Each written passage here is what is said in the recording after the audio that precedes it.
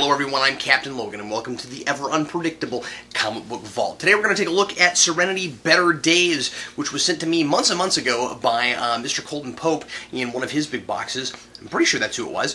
And this was written by Joss Whedon and Brett Matthews with art by Will Conrad. This is labeled as number 2 in a graphic novel series of Serenity. This, of course, was originally printed as a mini-series, as evidenced by the fact that it's split up into issues. But this feels very much like a television episode. It unfolds like an episode. It's paced like an episode. The length that it takes to get through it feels like episode length, if that makes any sense at all. And I kind of find myself wondering if this wasn't a script that maybe Joss Whedon kind of had in the back of his mind as he was making Firefly or as he was doing Serenity. And because this really, for a lot of reasons, feels like it should have and it could have and probably should have been an episode had the series lasted long enough, of course. I find it a bit strange that this series is called Serenity, just because this particular miniseries, just because the events of this, of course, happened before the movie Serenity. And I always felt like, even though the ship is called Serenity, that actually calling the film that had a great deal to do with the story going on in that movie, at least thematically. And so it's a little bit strange to me to see stuff called that before that, but I don't know. I have a tendency to nitpick titles.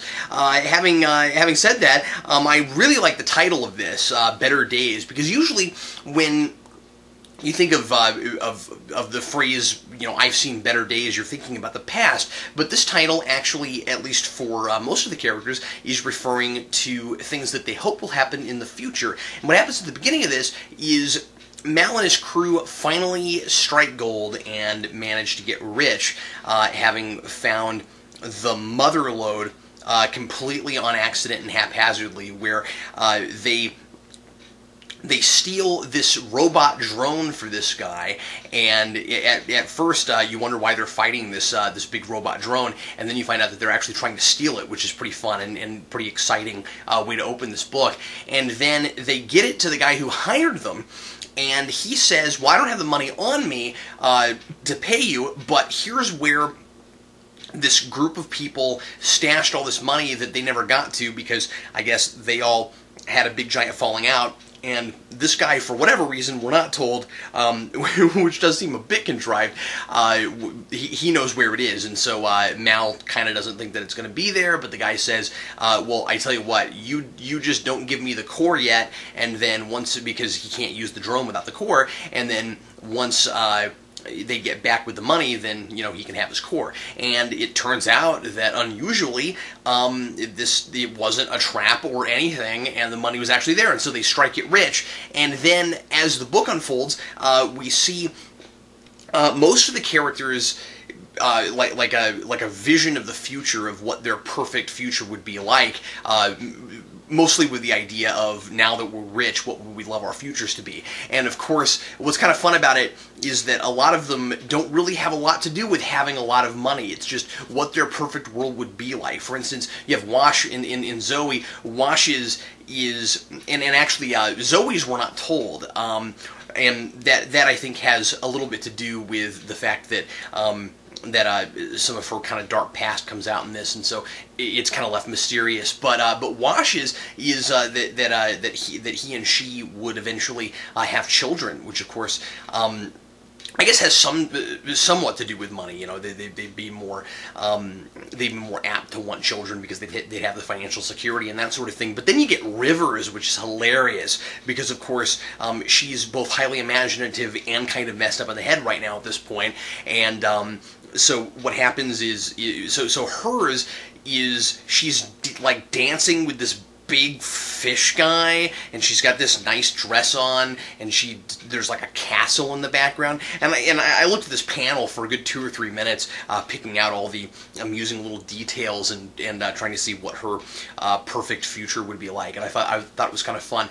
I like that every character gets kind of a character moment, and some of it has to do with again us seeing what their perfect futures would be like. But they all also just within the narrative of this all get something to do, which is really great. And Whedon has a really good handle on ensemble cast stuff. He always has, and. You know, I mean, this is a guy who did Astonishing X-Men. He has a really good handle on ensemble cast, and what's most interesting is Mal, and frankly, Mal's always the most interesting character in Serenity and Firefly. Well, Mal and River together, which is why I love Serenity so much, because it's their story together. But anyway, Mal, we discovered, doesn't have an ideal perfect future, because he's actually living his ideal life right now. He's not comfortable with the idea of being rich. He likes gallivanting around the universe, just trying to make it.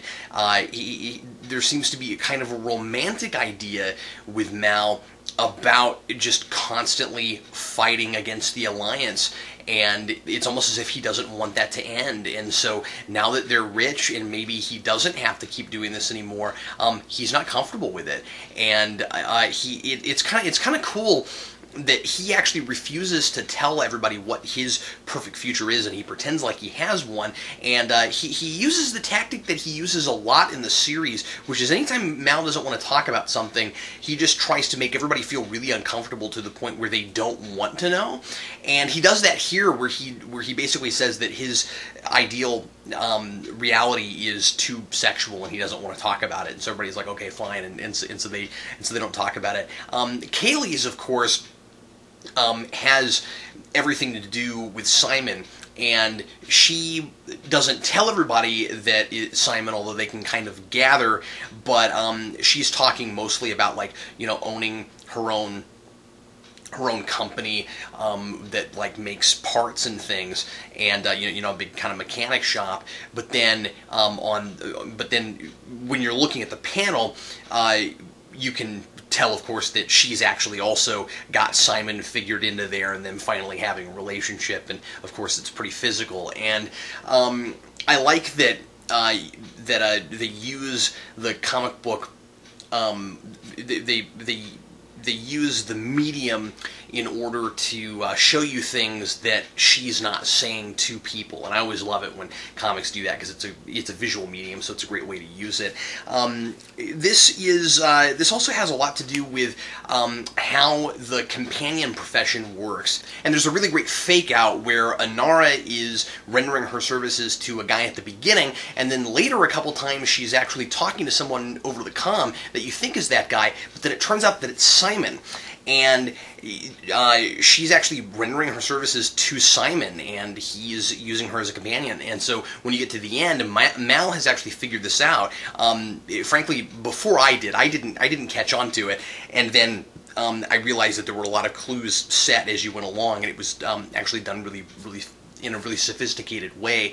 And what happens is there's this scene where Kaylee's talking about Inara, and Simon is getting really flustered, and his face kind of turns purple, and she's like, "What's the matter?" And he's like, "Oh, nothing." And he's so now there's a bit of a triangle there, except it's not a real love triangle, because Inara is not in love with him. What she does is kind of different than that, but she's also not just a prostitute. I always thought that the whole companion thing was extremely interesting, and then it's played for laughs some too, because Jane, now that they're rich and they go to this planet, and he's trying to figure out how to get a companion, but there aren't any just straight prostitutes, and he's not suave and slick enough to actually go through all that. So that's all kind of funny, and that's sort of his moment. There's a lot going on in this, and I could honestly talk about it for another 10 or 15 minutes if I really wanted to. I should probably just mention, and again, spoiler warning, I like to kind of just go through these and let people know what happened in them in case they don't get a chance to read it themselves. So if you don't want to know how this ends and what exactly it's about, go ahead and stop watching now. But for those of you that are interested and maybe won't get a chance to read this, basically where this all ends up going is we find out that Zoe used to be a terrorist, and Mal knew that and was always kind of okay with it, but he wasn't one also, and this terrorist group catches back up to her and actually kidnaps Mal, holding him for ransom, trying to actually get Zoe to come back to them again. And then at the end, it turns out that they're actually up against this other group of mercenaries or thieves or something that that end up attacking, and then they end up, so Mal and Zoe escape, and all that goes okay, but then, of course, they steal their newly gotten riches, and they go back to the status quo from where they were before. And, of course, that had to happen, because we know this happens before Serenity, and we know they weren't rich in Serenity, so naturally that had to happen. But anyway, I thoroughly enjoyed this. I think Serenity and Firefly works a whole lot better in comic book form than I would have expected. Conrad's art is fantastic. It's picture perfect. He's doing really good. I don't want to say straight photorealism. I mean, they look like comic book characters, but they also look like the people in the show too. He's got his own style, but after a while, you kind of forget that you're reading a comic book. And I really enjoyed this, and totally recommend it for anybody who likes Firefly and Serenity. So anyway, thanks a lot for watching. Hope you enjoyed it. And if there's anything that you would really like to see me review in the future, anything you have lying around that you don't want anymore, or something you'd like me to borrow, just send me a personal message first to see if I have it already, and then you can send things to my P.O. Box if you'd like to. That's Geekvolution, P.O. Box 14183, Lenexa, Kansas 66285. And I'll be back with you again tomorrow for another review from the Comic Book Vault. I'm Captain Logan, and happy reading.